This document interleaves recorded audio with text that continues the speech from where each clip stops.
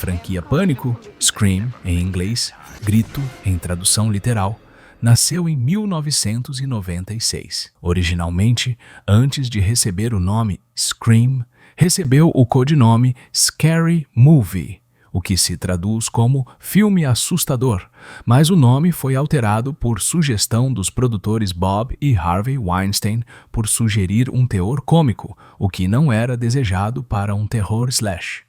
Os irmãos Weinstein, então, já pela Dimension Films, reciclaram o codinome para uma paródia do ano de 2000. Scary Movie. Que chegou ao Brasil como Todo Mundo em Pânico, e que também se tornou uma franquia, com lançamentos relacionados diretamente aos da franquia Pânico. Ai, meu Deus! Ele esfaqueou ela! Ela não! Se refere a mim usando Elu! É evidente que o gênero de slash faz sucesso, mas seria a franquia inspirada em um caso real? O primeiro rascunho para o filme nasceu em 1994, quando o roteirista Kevin Williamson, ainda engatinhando em sua área, passava por inconvenientes financeiros e precisava alocar mais recursos após ter vendido seu primeiro roteiro, Killing Mrs. Tingle, aos irmãos Weinstein por $400 mil.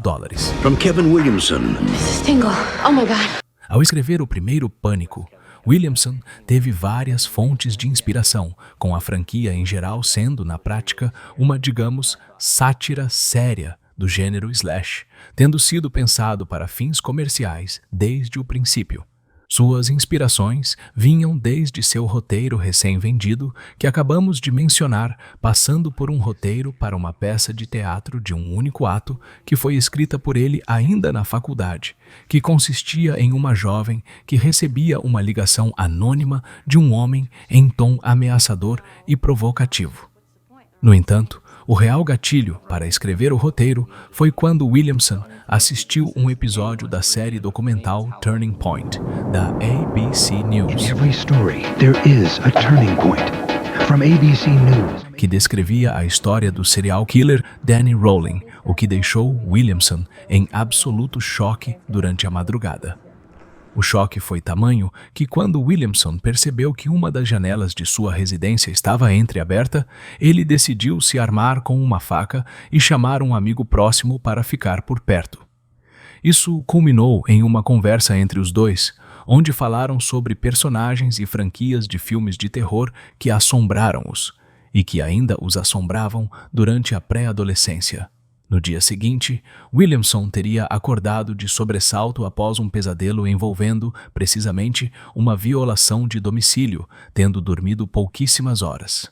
Esse pesadelo, junto à conversa com seu amigo e com o documentário sobre Danny Rowling e sua série de homicídios, fez com que Williamson decidisse começar a escrever o roteiro de Pânico.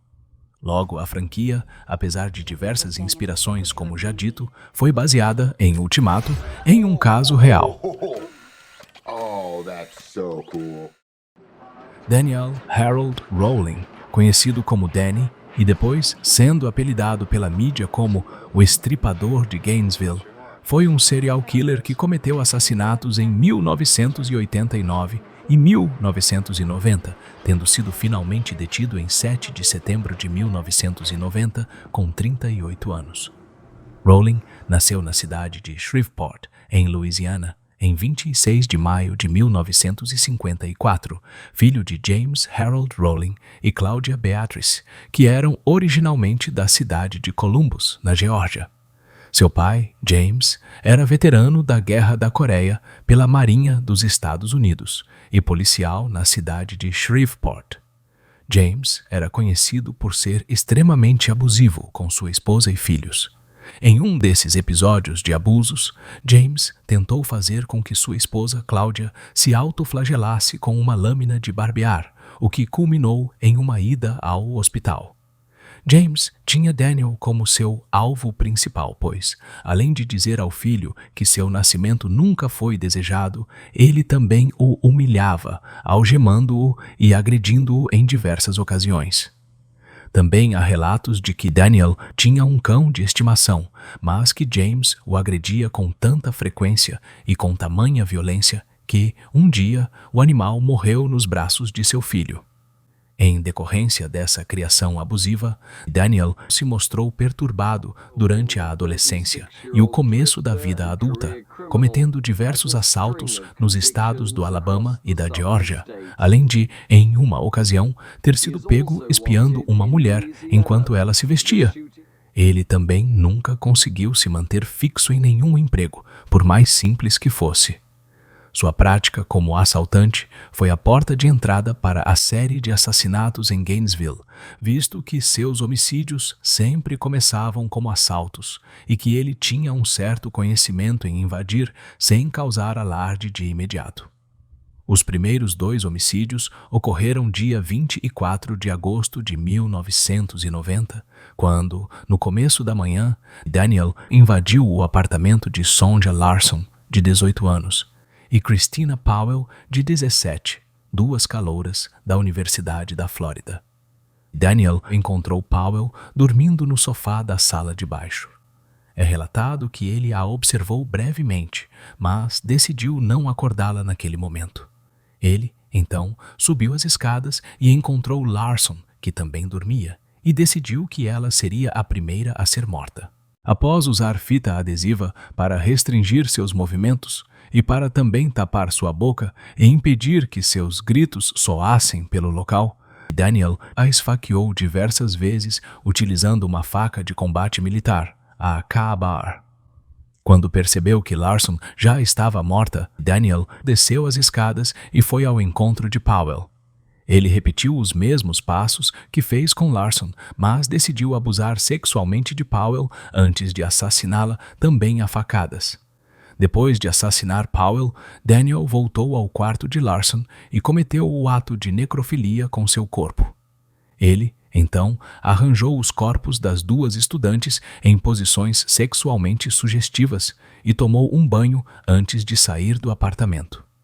No dia seguinte, dia 25 de agosto, Daniel vitimaria Krista Hoyt, de 18 anos, estudante de química na Universidade de Santa Fé. Daniel invadiu seu apartamento utilizando uma chave de fenda contra o trilho de uma porta de correr, conseguindo mexer na posição da porta o suficiente para destrancá-la. Ao perceber que o local se encontrava vazio, Daniel ficou à espreita na sala principal, esperando que Hoyt retornasse. Entre 10h30 a 11 horas da noite, Hoyt retornou de um jogo de raquetebol e foi surpreendida por Daniel, que a apagou com um mata-leão. Com Hoyt já desacordada, Daniel a amarrou utilizando fita adesiva nos mesmos moldes do assassinato de Powell. Ela também foi abusada sexualmente. A grande diferença nessa história é que agora Daniel fez questão de tentar destruir o corpo de Hoyt, fazendo um corte que foi da virilha até a região do busto. Quando Daniel saiu da cena do crime, percebeu que estava sem sua carteira e, crendo ter deixado-a lá, voltou e ainda decapitou o corpo de Hoyt, tendo deixado sua cabeça em uma estante voltada ao restante do corpo. Não é claro se a carteira de Daniel estava na cena do crime ou não, mas é dito por ele que a decapitação foi com o intuito de chocar quem encontrasse o corpo primeiro. Posteriormente, Daniel também disse nos tribunais que queria se tornar tão conhecido quanto Ted Bundy, o que corroborou para tamanha brutalidade. 2 dias depois, dia 27 de agosto, Daniel cometeria os últimos homicídios de sua sequência em Gainesville e vitimaria Manny Taboada e Tracy Pauls, ambos de 23 anos, estudantes da Universidade da Flórida. Eram amigos de infância e decidiriam passar a morar juntos, já que estudavam na mesma cidade e, ademais, na mesma instituição. Após invadir o apartamento de Pauls e Taboada, utilizando o mesmo método que utilizou com o de Hoyt, Daniel começou a vasculhar os cômodos, assim encontrando Taboada, que ainda dormia. Taboada foi surpreendido e entrou em luta corporal com Daniel, mas foi morto a facadas. A briga conseguiu alertar Pauls, que após ter corrido para checar o que estava acontecendo com seu amigo, voltou correndo para seu quarto e tentou se trancar lá, mas isso infelizmente não impediu que Daniel conseguisse quebrar a porta e chegar até ela. Pauls foi morta do mesmo modo que Powell e Hoyt. Amarrada e impossibilitada de gritar, teve suas roupas cortadas à faca, foi abusada sexualmente e, eventualmente, assassinada com diversas facadas nas costas. O corpo de Paulis também foi reposicionado, assim como os das mulheres já mortas por Daniel, mas o de Taboada ficou da mesma forma que foi morto durante a briga. No primeiro momento, as autoridades não faziam ideia alguma sobre Daniel, tendo buscado suspeitos dentro do círculo universitário.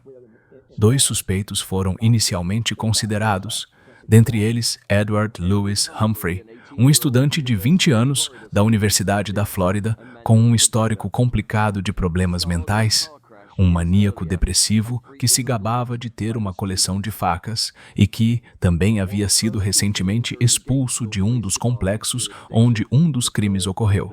Humphrey também expressava desejo em infligir dor em algumas pessoas quando falava com seus amigos, o que corroborou para a suspeita. Ele foi condenado e preso naquele período por lesão corporal grave contra sua avó de, na época, 79 anos, que consistiu em socos e chutes e em uma tentativa de estrangulamento. No entanto, assim que ele foi considerado suspeito dos assassinatos de Gainesville, a sua fiança subiu de $10.250 para $1 milhão, além de ter ganho, logicamente, mais atenção da mídia. Em paralelo, enquanto era praticamente acordo que Humphrey era culpado, a polícia de Shreveport avisou a polícia de Gainesville sobre um triplo homicídio que havia ocorrido em 4 de novembro de 1989, que tinha semelhanças em sua execução aos assassinatos de Gainesville. As vítimas eram parte da mesma família: William Grissom, de 55 anos, Julie Grissom, sua filha de 24 anos, e seu neto, Sean, uma criança de 8 anos. Eles foram atacados enquanto preparavam o jantar, por volta do fim de tarde. Uma das semelhanças que chamou a atenção dos investigadores foi o fato do corpo de Julie ter sido mutilado, limpo e reposicionado, assim como os das estudantes de Gainesville.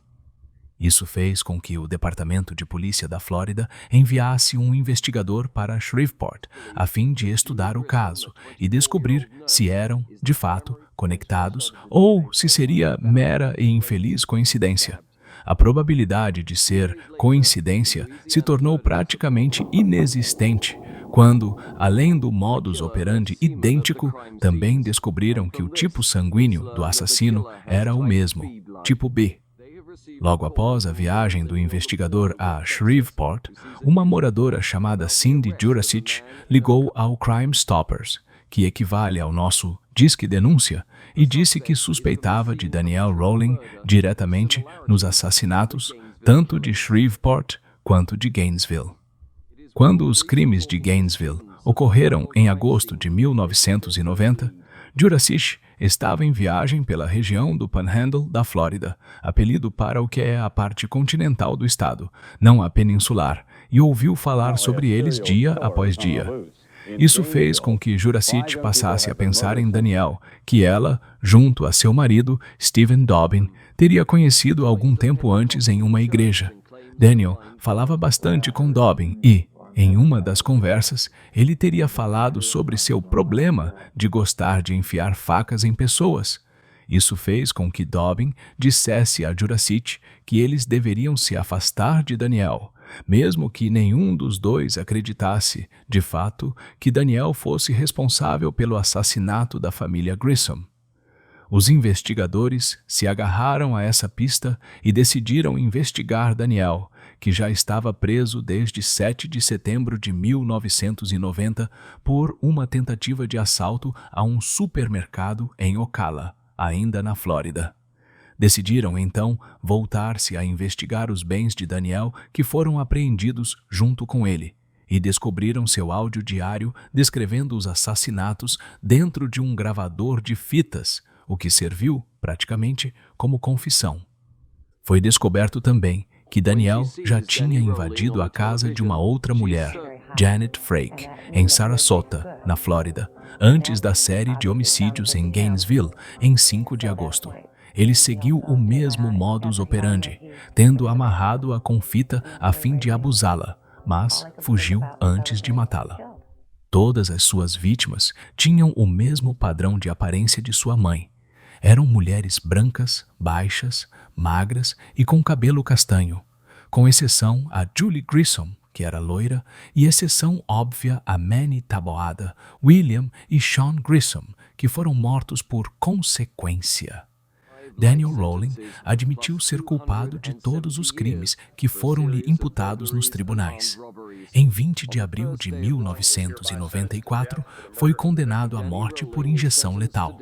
Daniel não disse nenhuma últimas palavras antes de sua execução em 25 de outubro de 2006, que ocorreu, diga-se de passagem, na mesma câmara de execução em que Ted Bundy foi executado. Com esse caso, podemos ver como uma criação abusiva e desprovida de qualquer tipo de carinho e respeito à vida leva a um indivíduo problemático, pervertido e que também não respeita a vida. Daniel Rowling não foi apenas um psicopata nascido do nada, mas uma continuação ainda pior do que o pai dele, James, foi, com a diferença de ter respingado diretamente na sociedade, ceifando a vida de uma família e de 5 jovens que tinham sonhos e objetivos, e marcando uma mulher para sempre por meio da violência.